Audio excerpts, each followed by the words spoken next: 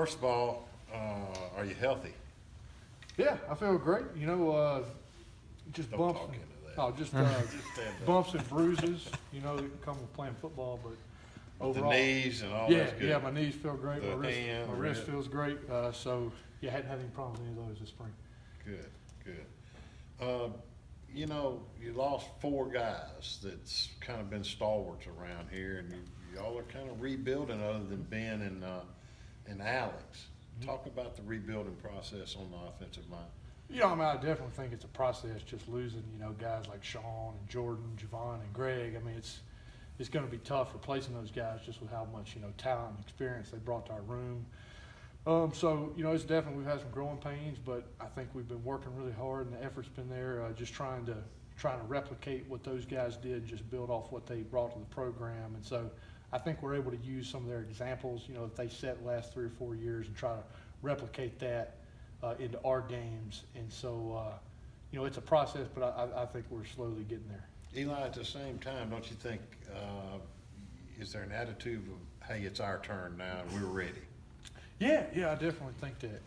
We've had some guys, like myself, just kind of hadn't really seen the field much the last couple of years, and so it's a real big opportunity to kind of get a chance to step into those bigger roles and fill those positions out, and just try to compete. Try to help Ole Miss win football games. So I know I'm excited about it.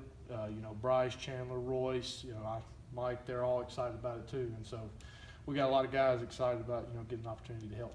Who's kind of really stood out to you in the first few weeks of practice that are maybe ready to step in and take those roles? I think everybody's done different things, very well. We've all had our struggles, myself included.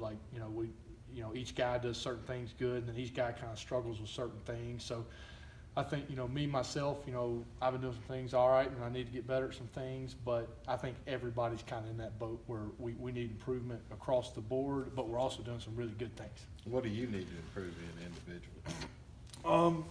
Me personally, I think a lot with me is, just moving around and, trying to get out in space.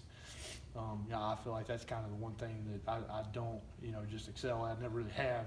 And so those are just some things, I feel like I might be limited a little bit in how rangy I am. And so it's that much more important for me to take good angles and have great technique, so I can kind of overcompensate if I'm lacking a little bit in the speed department. Talk about going against a 3-4 with the nose guy right up on you. It's got its challenges and advantages. Anytime you put a zero nose in a 4-eye-2, it kind of messes with your angles a little bit on inside zone, outside zone. Just because where they're set up, it's a little bit easier to run that against an even front. So it's got its disadvantages just because it's a good defense, so it's tough to run the ball against. So I think it's really good, though, to see that, because that's probably the toughest front you can see is playing that zero nose and those 2 4-eyes. And so getting to see that every day in practice, that helps, because it's harder to work against that than even front. In this